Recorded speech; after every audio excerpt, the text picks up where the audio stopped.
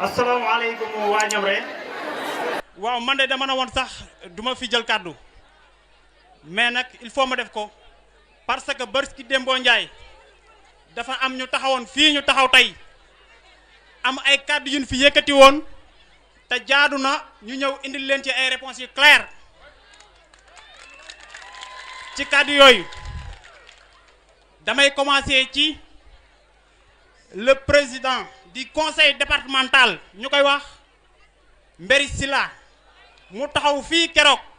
di vanté wu ci benn ci borne fontaine mooy borne fontaine bi ñu defaloon fële nga xam ne bi muy ñëw fii di ko inauguré dañ ko doon sànni ay xeer ma bëgg leen a xamal ni ñoom rek seen problème du ay borne fontaine ndox mi lañ bëgg mu dugg ci biir kër yi c'est déplorable et c'est regrettable un président mu def 7 ans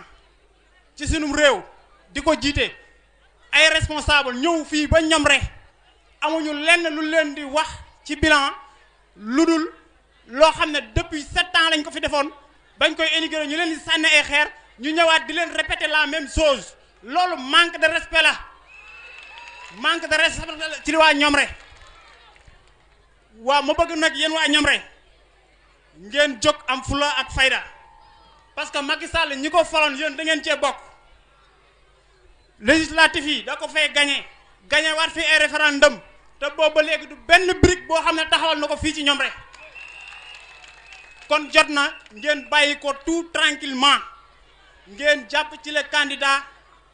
bi nga xam ne moo yor solution bi ñu koy wax El Hadji Issa Sall du parti de l'unité et du rassemblement li ma ci dolliwaat du bari loolu ci côté parti bi sax lay doon xëy na parce que mi ngi guddi te monsieur le maire war na jël kàddu keroog ñoom it taxaw nañ fii di taxer parti bi de daayira ma bëgg leen cee indil ay firnde ci ne parti bi du daayira te ñi koy wax yàq rek moo leen taxaw jóg bu ñu delloo ci constitution maanaam ci wàllu loi nanguwul ab parti di am coloration religieuse te parti PUR dafa nekk parti bu légal am récépissé état jox ko yaakaar naa su fekkoonte ne affaire de religion daf ci am kon récépissé du ko am bay bokk ci ay élection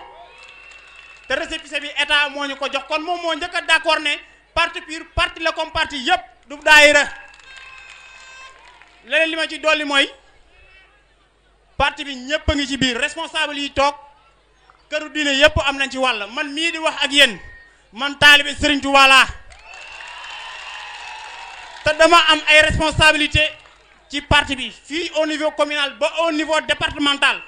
kon yaakaar naa bu doon affaire de tarixa wala affaire de religion kon responsabilité yooyu duñ ma ko dénk parce que xam nañ fi ma féete ci wàll woowu xëy na nag parti bi xool nañ ko xamuñu luñ koy mën a jiiñ wala son candidat Issa Sall amul lenn loo xam ne mën nañ ko teg ci derem ci wàllu tuuma parce que parti yi ngeen fii dégg yëpp ku nekk ñi ngeen naan ko moo fi lubaloon lii wala ay franc-maçon la ñu lëkkalool te parti PUR daayira bi mu lëkkalool loolu fierté la ci moom parce que au moment où yeneen parti ñi ngi wuti ay lobby di lëkkaloog ay franc-maçon pour ñu leen di financer moom dafa ñëw lëkkaloog ab daayira te ku nekk xam na ne rôle bi daayira di jouer fii ci Sénégal xëy na nag dañoo xool mun ñu koo xas ñu ne kon nañ ko tuddee ab daayira waaye loolu du xas aw tagg la yéen xam ngeen loolu way voilà sëñ bi dafa wax la am solo parce que ba ngeen leen déggee ba boobu ba léegi ñi ngi daw di wuti ci kër diine yi mu ne ñoom lan lañ fay wuti waa xanaa kon mën nañ ñoo bàyyeeg sunu daayira wasalaam